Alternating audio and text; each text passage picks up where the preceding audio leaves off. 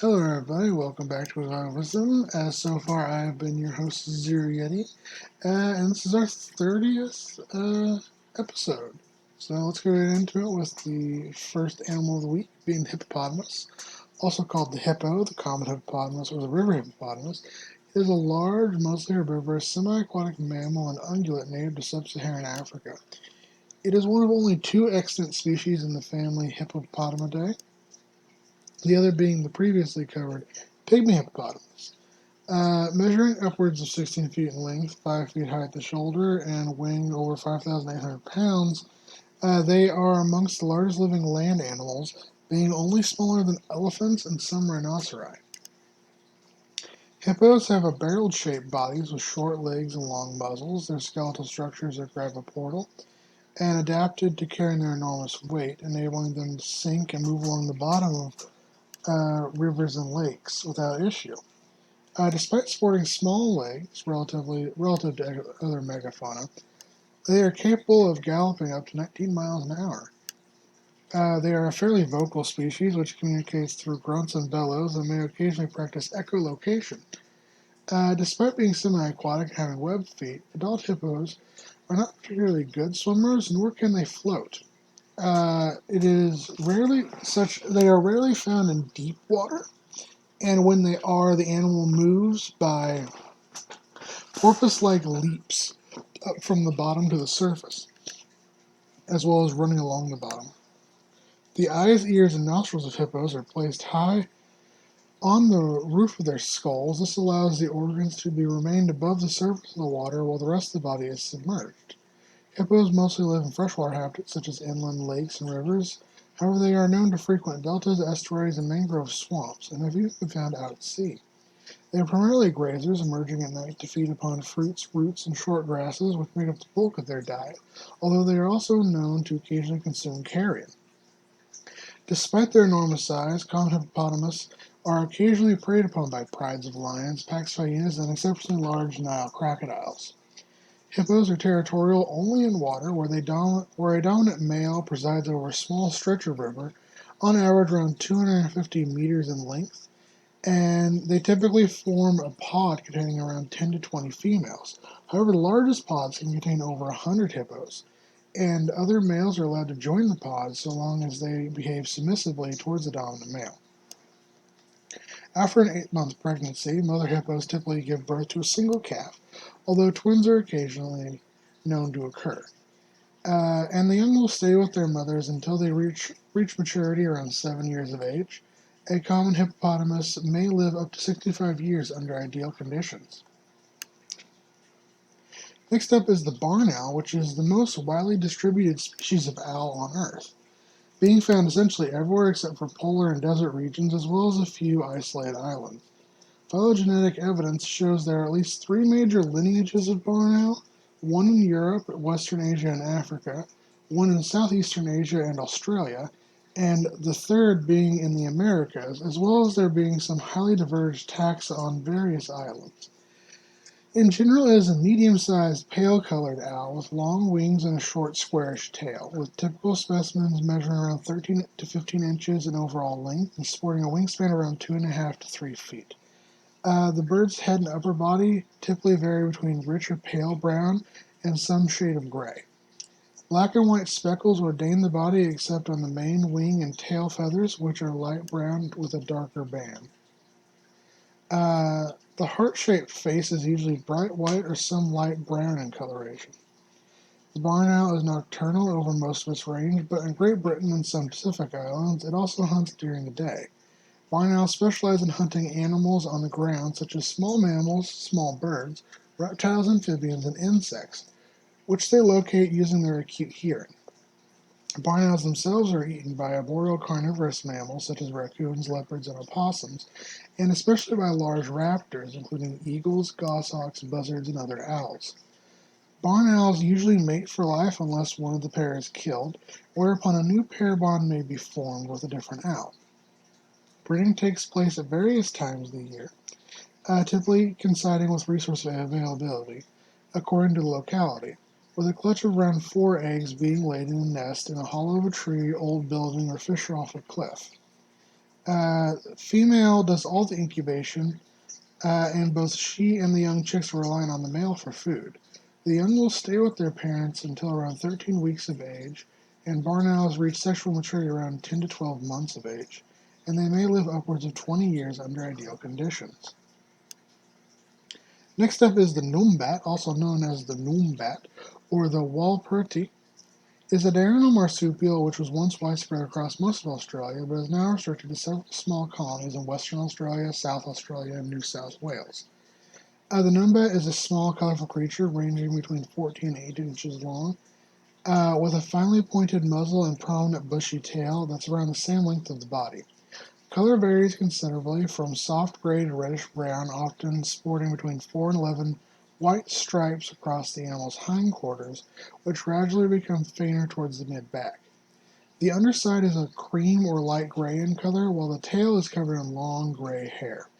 Numbats are insectivores and subsist on a diet of ants, grubs, and in particular, termites, with adults consuming up to 20,000 termites in a single day.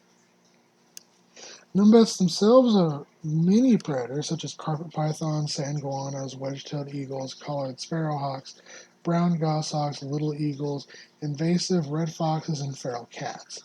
The solitary numbat typically spends its days hunting for food throughout its up to 1.5 square kilometer territory, which is typically comprised of eucalypt forest, semi-arid woodland, and or spinifex grassland. At night, the numbat retreats to a nest, which can be a log or a tree hollow as well, or a burrow that typically has a narrow shaft around 1 to 2 meters long, which terminates in a spherical chamber lined with soft plant material. Numbats breed in late summer from February to March, typically producing a litter of around 4 joeys, unusually amongst marsupials. Female numbats have no pouch, and though the 4 teats are protected by a patch of crimpled golden hair and by the swelling of the surrounding abdomen and thighs during lactation. The young are often carried on the mother's back due to a lack of pouch, and will stay with her for up to 8 months. Numbats typically mature around 1 year of age and may live upwards of 5 years of age under ideal conditions. Next up is the blue Carpenter Bee, which is a species of Carpenter Bee native throughout China, India, and Southeast Asia.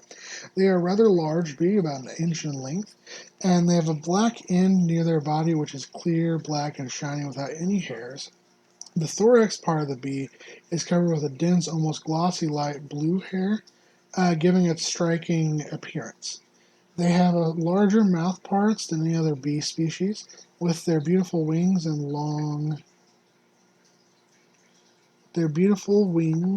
and being long and narrow in shape. Males often differentiate from females in color, and they often have a greenish yellow fur on them instead of the vibrant blue. Additionally, only females sport stingers. Unlike honeybees, which build complex and intricate hives filled with tens of thousands of workers and a single queen, carpenter bees are much less sociable, with males being almost entirely solitary.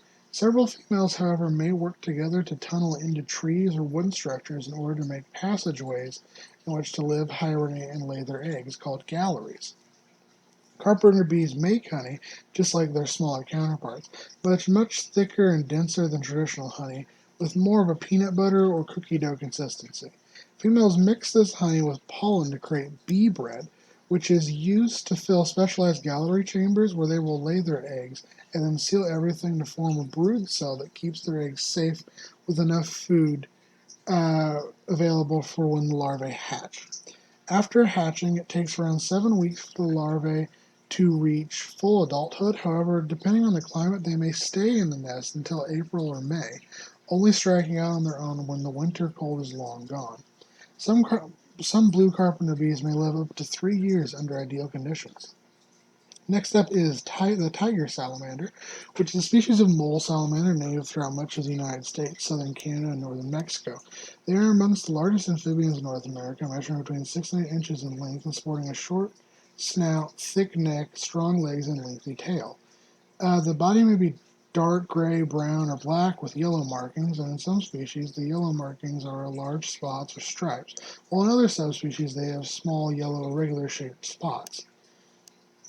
These spots, like those of many other amphibians, are bioluminescent and glow under glow green under blue light.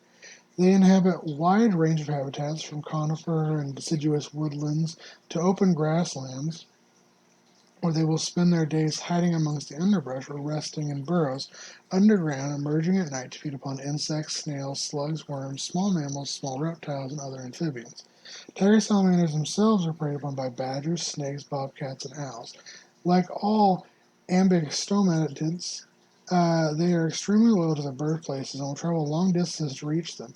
Because of this, a single tiger salamander only has around a 50% chance of breeding more than once in its lifetime.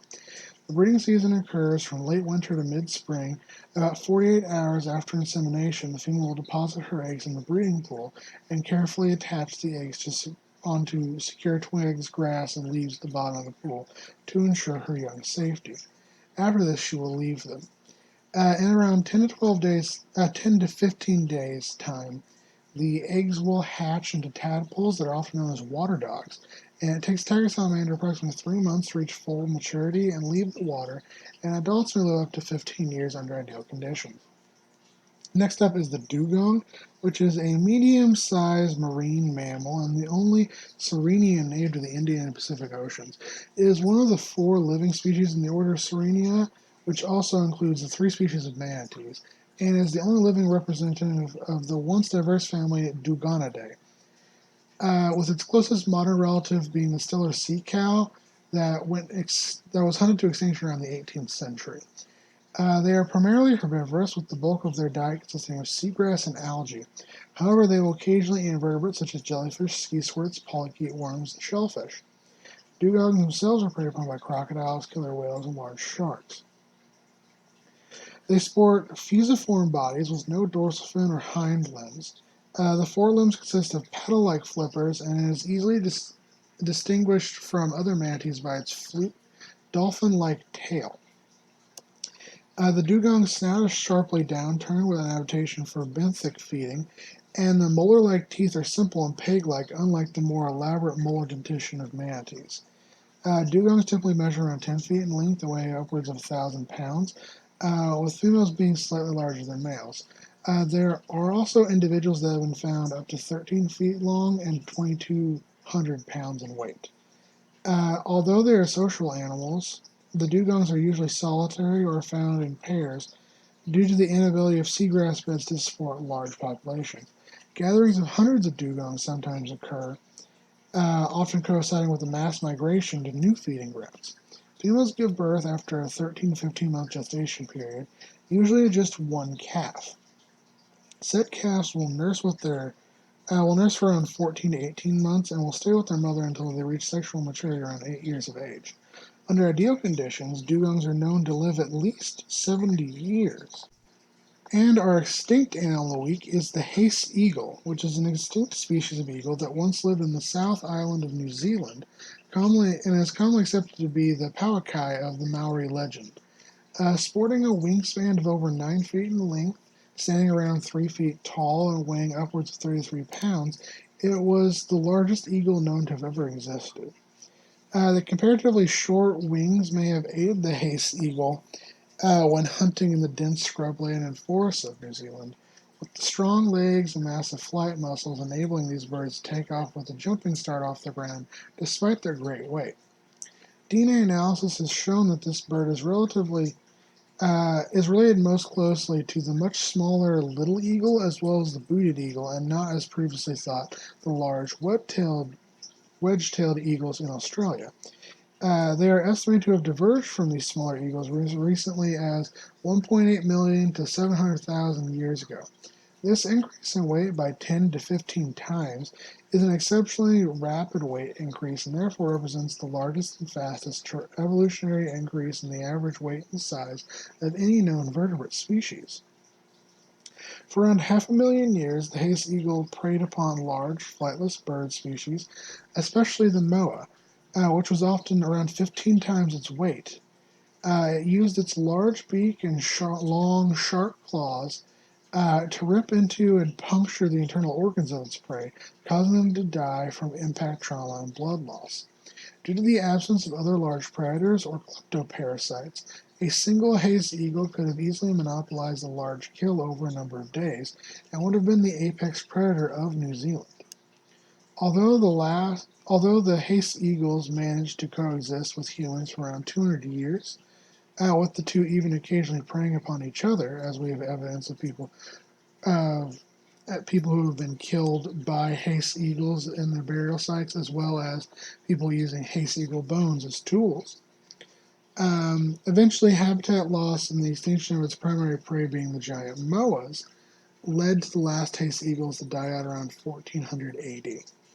As always, take care to my guys, gals, non-binary pals. Have a wonderful